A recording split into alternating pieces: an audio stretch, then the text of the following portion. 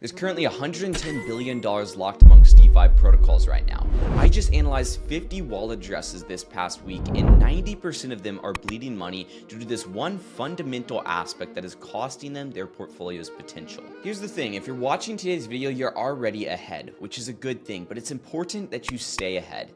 In crypto, you have people that just want to buy Bitcoin, and they're at the very bottom of the food chain, because ultimately they're going to hold their Bitcoin all the way up, all the way back down, all the way up, all the way back down, and they are just never going to take profits. And unfortunately, you can't take your Bitcoin to the grave. You also have more diversified crypto investors waiting for the market to rise, waiting for assets to appreciate, and it's the same exact concept of trying to take your Bitcoin to the grave, basically. Then you have people that play the market cycle and sell at the top, buy at the bottom, or near the top, near the bottom, basically. But then you have DeFi investors, people that are taking the next step to stop speculating on just long-term income and start producing income in the short term as well.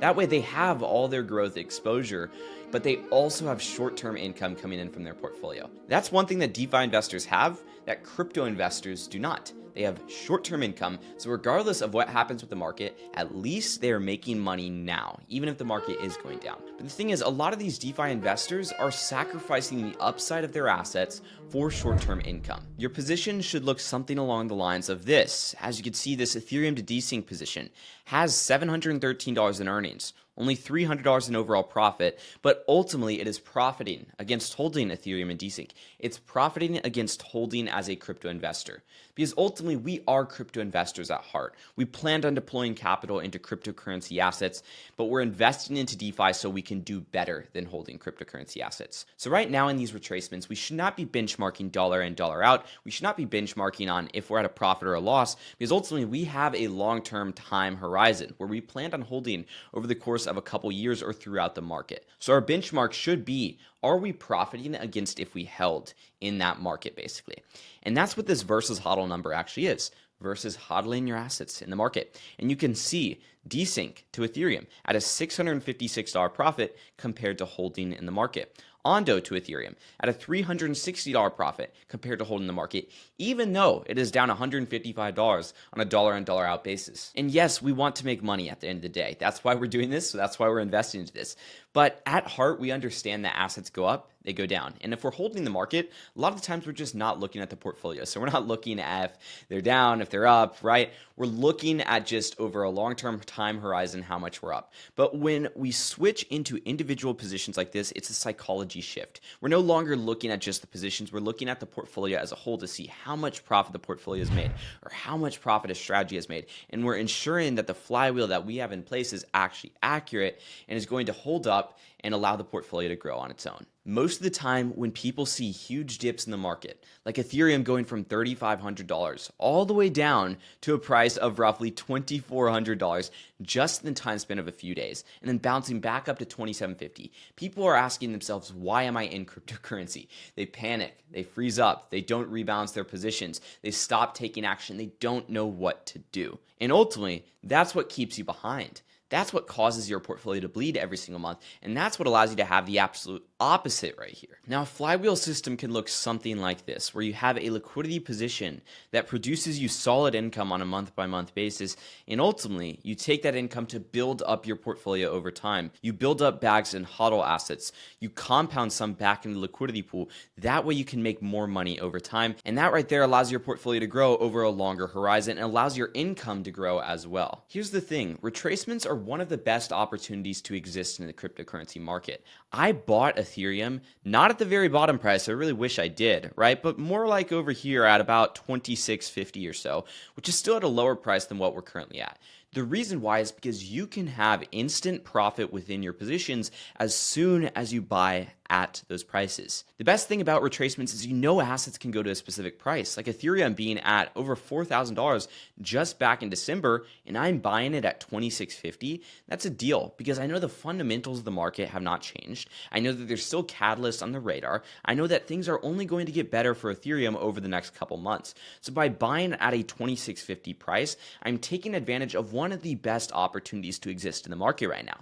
With Bitcoin, the same exact thing. If we look at the past 3 months, Bitcoin being near $110,000 and you're buying it all the way over here at $93,000, $92,000, that's an absolute no-brainer in my opinion. And if you can lock in those price points, invest into liquidity pools, you're already at a price profit, so you don't really have to worry too much about that, but also you produce income and more income over time because you have a compounding system in place. That's one of the best ways to build your portfolio growth. The thing is, so many people see this volatility in the market and they go and they sit on the sideline watching others profit, wondering how they do it, and they don't take any action. They don't go and try things out for themselves. Guys, if you have, say, $10,000, try it out with $1,000. Try it out with $1.5 grand, right? And ramp it up as you get comfortable. But the thing is, so many people are so scared to take advantage of the opportunity to the point where they end up missing the opportunity. These are the same people that heard about cryptocurrency back in 2017, 2018, maybe got in 2020, or perhaps they heard about it in 2020, 2021,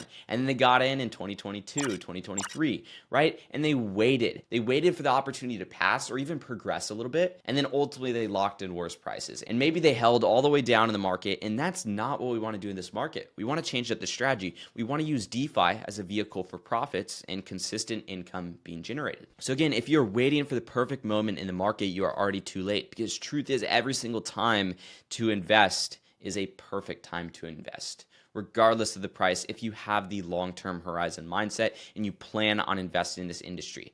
Now, that's not to say go and just throw all your money in at the top, but rather dollar cost average. Do a chunk here, do a chunk here, do a chunk here, do a chunk here, right? And you're averaging out your price over time, but you're ramping your money up in the market, because truth be told, we don't know what the best price is going to be. Nobody has the magic ball. And the quicker that you can get into the market and start investing in the DeFi liquidity pools and producing income the right way, beating, holding in the market, having a profitable versus hodl number, basically, the quicker you can start to grow your portfolio. Because truth is, it is not about timing the market. It is about time in the market, basically.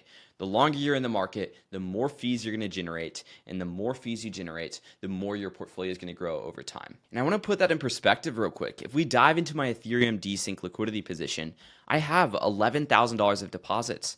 I am down $416 from the prices going down in this pool, which means I'd be down roughly $300-$400 if I was holding in the market these assets. But since I'm in the liquidity pool, since I've made $713 in income, right, I have an actual profit, but I also have a profit against holding the market. So I'm profiting on both benchmarks. And if we were to look at my profit against if I put all the money in ETH, put all the money in desync, did a 50-50 split, or even just held my initial assets, I'm profiting against every single metric there. And as time goes by, the divergence between me and somebody that's holding desync, holding Ethereum, is just going to grow, and I'm always going to be on top because I am investing with a long-term horizon. I am not focused on retracement, selling out every time there's a dip in the market, right? I understand that this is the crypto market. I understand that we have volatility, and I understand that I'm taking a risk, but I'm going for it, and that is working out for me. And that's the mindset that you have to have when you're investing. So my next video, guys, is going to be how you can position yourself correctly in the market and actually take advantage of opportunities like this, set up positions like Ethereum to desync. So make sure to stay tuned for that. Drop a like, subscribe, notifications turned on, and I will see you guys in the next one. Peace out.